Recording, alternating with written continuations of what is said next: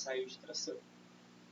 Esse ensaio ele é um dos mais importantes porque ele nos dá várias respostas em termos de propriedades dos materiais que são importantes, desde projetos que a gente vai fazer com o material, até processamento do material. Se ele vai suportar determinadas tensões, se ele vai sofrer deformação plástica, se ele não vai sofrer, o quanto que ele deforma até acontecer uma ruptura. Então, todas essas informações a gente consegue colher só com um determinado ensaio, um ensaio de tração. Por isso que ele é bastante utilizado.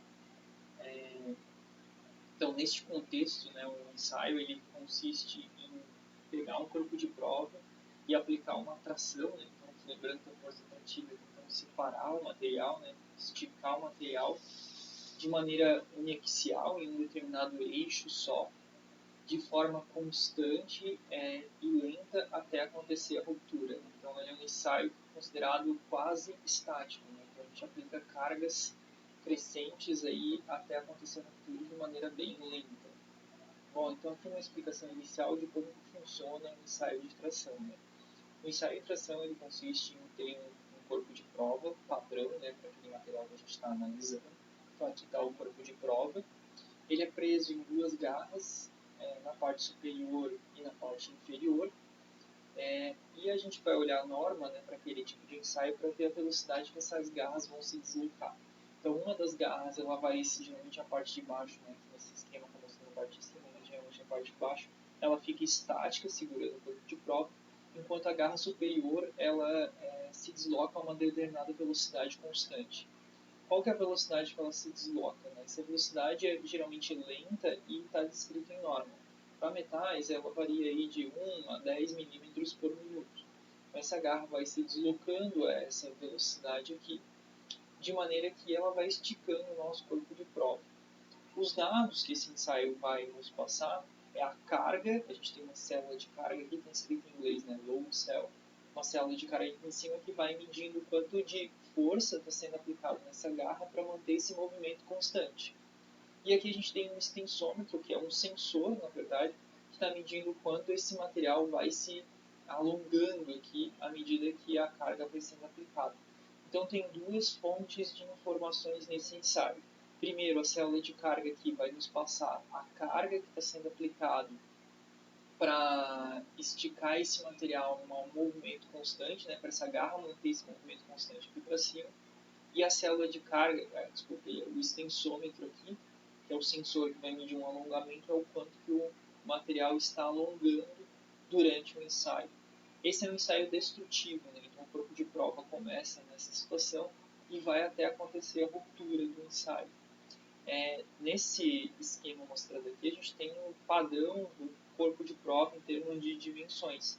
Só que isso varia de acordo com as normas utilizadas, materiais utilizados. Então, existem corpos de provas mais longos, mais curtos, com área de seção transversal também diferente. Isso a norma vai passar para vocês qual o mais adequado para aquele material que vocês estão ensaiando. Então, vou mostrar para vocês alguns corpos de prova que são utilizados no ensaio de tração, desde corpos de provas menores até maiores, com seções circulares, seções quadradas, seções retangulares, inúmeras variações aí das dimensões do corpo de prova. Né?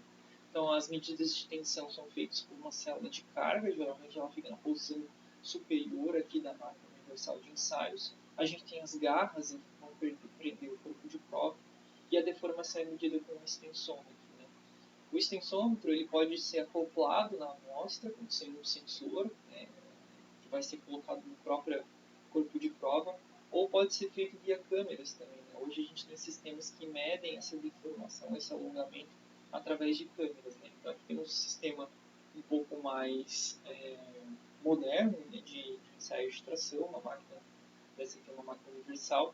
Então aqui vem o sistema de garras prendendo o nosso corpo de prova, né, aqui no meio.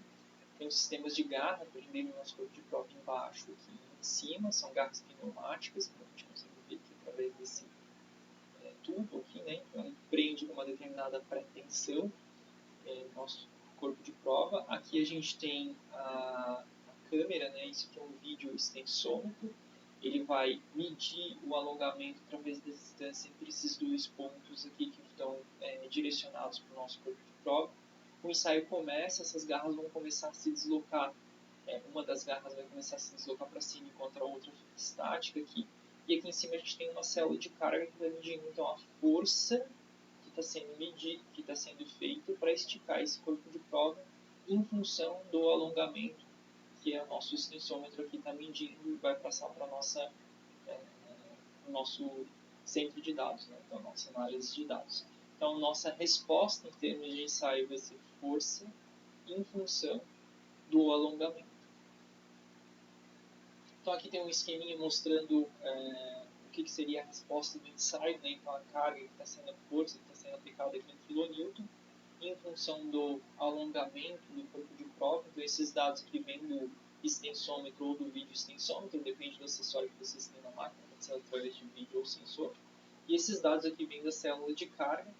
Então, a gente cruza esses dados aqui para depois montar uma curva tensão versus deformação. Lembrando que isso aqui é carga e isso aqui é alongamento. A gente vai ter que transformar isso aqui em tensão versus deformação. Bom, lembrando então que a gente viu no último vídeo, né, o que é tensão? A tensão é a força que está sendo aplicada dividido pela área de seção transversal que está sendo aplicada essa força. E a deformação é o alongamento que a amostra está sofrendo, que é o L, comprimento no momento, ou comprimento final menos o comprimento inicial, dividido pelo comprimento inicial. Então, o alongamento é o ΔL, que a amostra está sofrendo, a variação do comprimento, em função ou dividido pelo comprimento inicial da amostra. Então, isso é a deformação. Então, esses dados que a gente tem através do extensômetro são o ΔL, que é o alongamento, né, o L final menos o L inicial, e a força, que é em newtons aqui, né, que é a carga que está sendo medida na célula de carga. Então, a gente tem a força e a gente tem o ΔL, que é o L final menos o L inicial. O L0 e o A0 são informações do corpo de prova. Então, essa aqui é a informação do comprimento inicial do corpo de prova, e essa aqui é a informação da área de seção transversal inicial do corpo de prova. Essa área de seção transversal depende, obviamente, das dimensões do corpo de prova, se for assim como o comprimento. Né? Se for uma seção circular, uma seção retangular, quadrada, isso vai dar uma área de seção transversal diferenciada.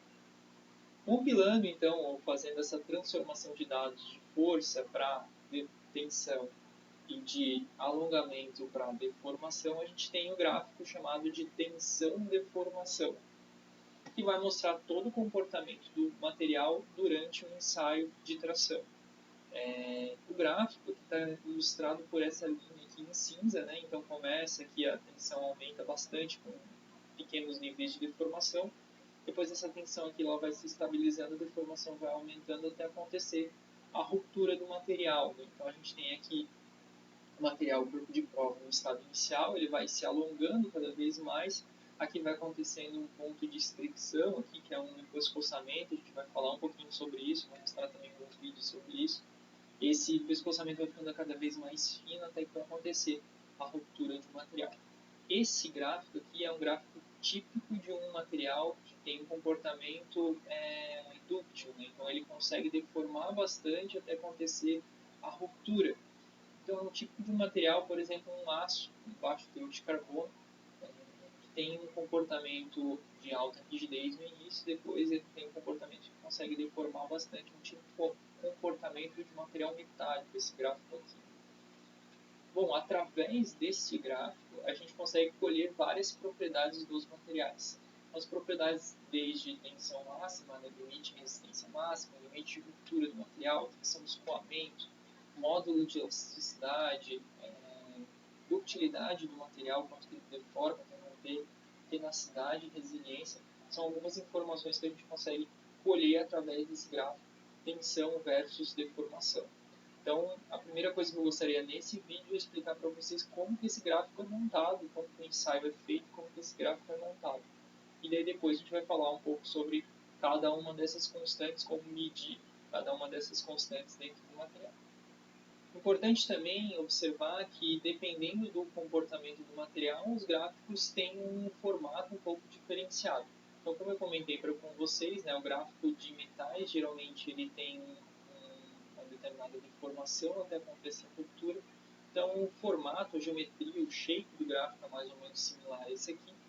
Quando o material ele tem uma ductilidade alta, ele deforma bastante até romper, que é o caso dos polímeros, por exemplo, né? Então, nota-se que a deformação dele é bem mais longa, a rigidez dele é bem mais baixa, né? Então, a inclinação da reta aqui é bem mais baixa.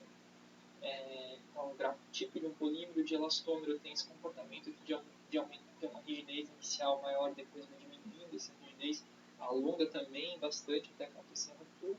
E o interessante também ver um comportamento de um material frágil, né? O material frágil ele tem um aumento de tensão muito alto com pequenos níveis de deformação, só que ele não deforma plasticamente quase nada. Então ele não tem essa deformação alongada no material aqui até acontecer a ruptura. Esse aqui é o típico gráfico, aqui, os típicos gráficos de comportamentos de materiais com diferentes características, né? A gente vai dar ênfase aqui aos metais, porque os metais eles têm comportamento desde a parte elástica aqui, né, até o comportamento da parte plástica aqui. Só que a tratativa de dados, independente se for metal, polímero, cerâmica, compósito, vai ser uma tratativa de dados similar. Então, as constantes que a gente vai medir dentro do gráfico dos metais, né, dentro do exemplo dos metais, é a mesma forma que a gente vai medir as constantes dentro de outras classes de materiais. Então, no vídeo seguinte, a gente vai pegar um gráfico de tensão e deformação, né, já montado depois de ter feito o ensaio, e vai aprender a colher as propriedades provenientes desse gráfico de tensão e deformação. Tudo bem?